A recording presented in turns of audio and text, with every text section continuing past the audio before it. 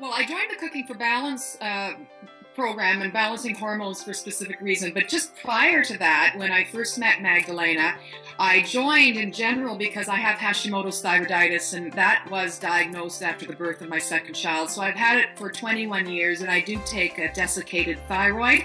But I was still experiencing symptoms of subclinical hypothyroidism like lethargy and some brain fog and brittle nails and cold hands and feet and the standard plateau of symptoms.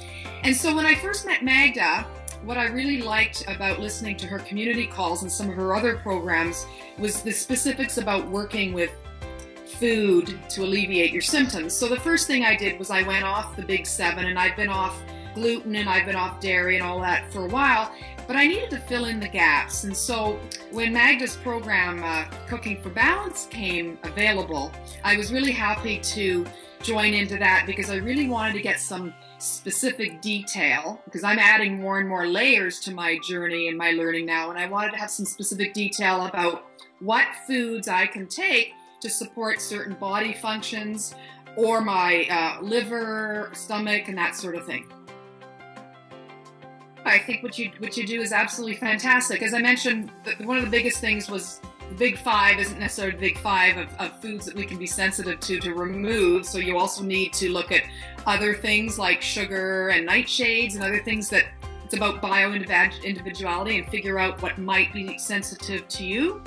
But and beyond that, what I needed to learn, and what was great in the Cooking for Balance, is getting into specific foods. So I believe that our physiology can be changed by certain foods that we eat. And nutrition, the right nutrition, can really help our body to heal. And I've been on a healing journey for 3 years now. I was diagnosed in 2012 with cancer.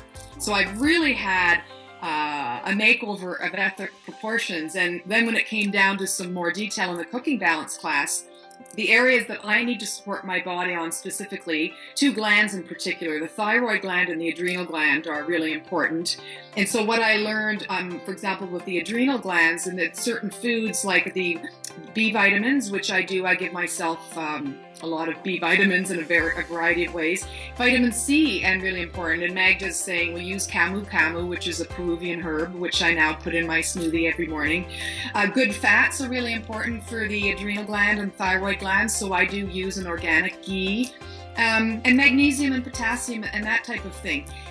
On the other side, where it was really important for me, was to get into the sex hormones. And as a result of my cancer, I've had a hysterectomy, so I'm not producing a lot of my own stuff. Now, we have estrogen in our fat cells, being women, and I was probably still a little estrogen dominant, meaning I didn't have enough progesterone and I was too high in estrogen. So with Magda, we did a Labrix report that did show that my estradiol was a little too high as compared to the weaker estrogens like estriol and estrone.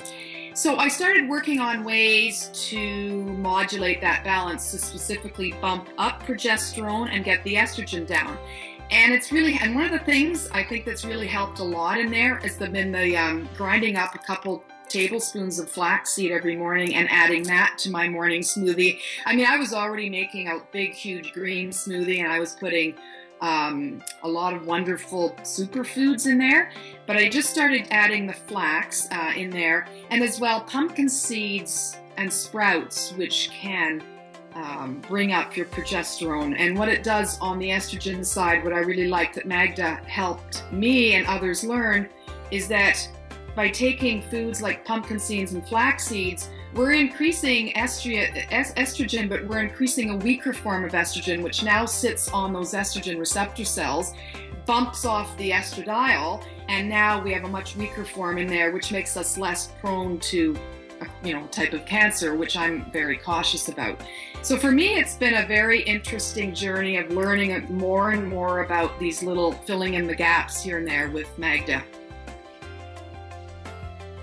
It was really important for me, the Cooking for Balance, specifically the hormones, because from 2008 to 2011, for 4 years inclusive, I was on bioidentical hormone replacement therapy, and we think of that as being fairly benign because it's bioidentical, but I don't think it was a good thing for me. But what my point that I wanted to mention is that that's only playing with symptoms.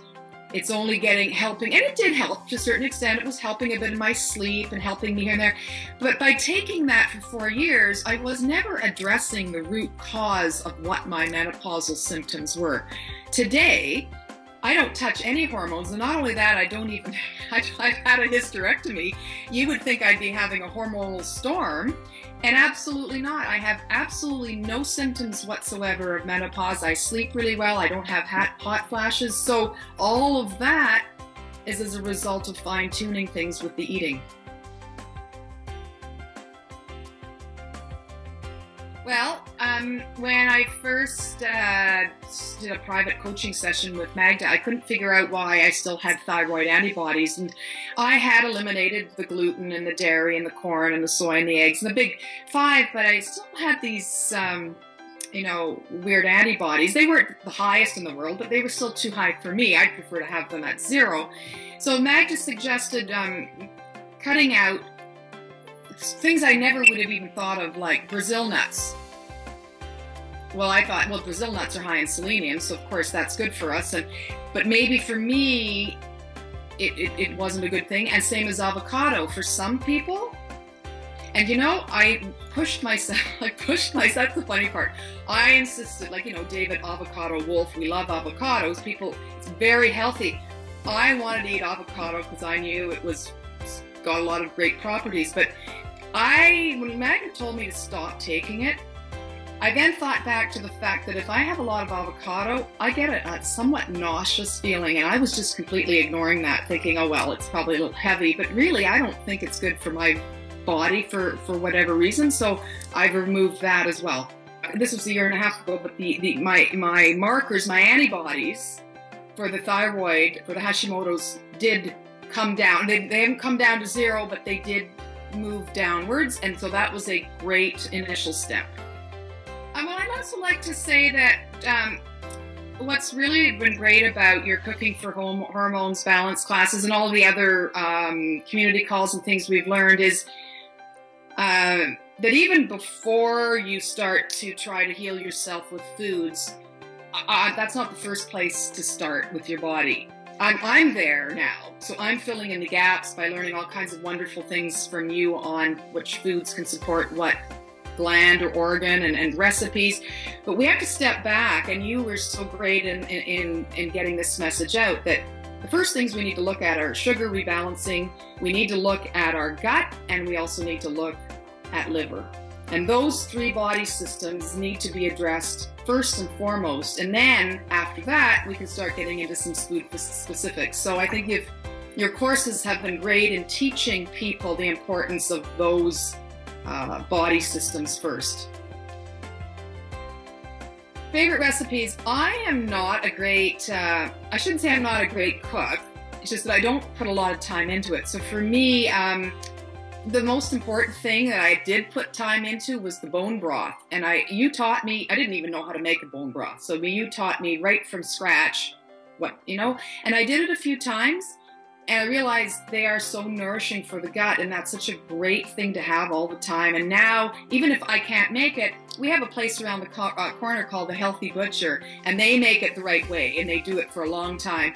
So I might go over there and use it as a basis for my soups or stews. But what you taught us about beneficial and medicinal properties of bone broths, I thought was really important.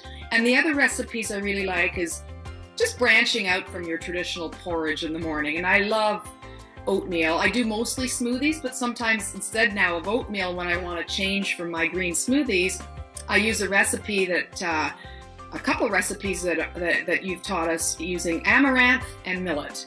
And I also have buckwheat, so now I'm just branching out a bit from that. And then being the fast person, as you can tell, I probably speak too quickly too, but being the fast person on the go all the time, I really liked your quick recipes on the go, like your wraps and salads and things like that.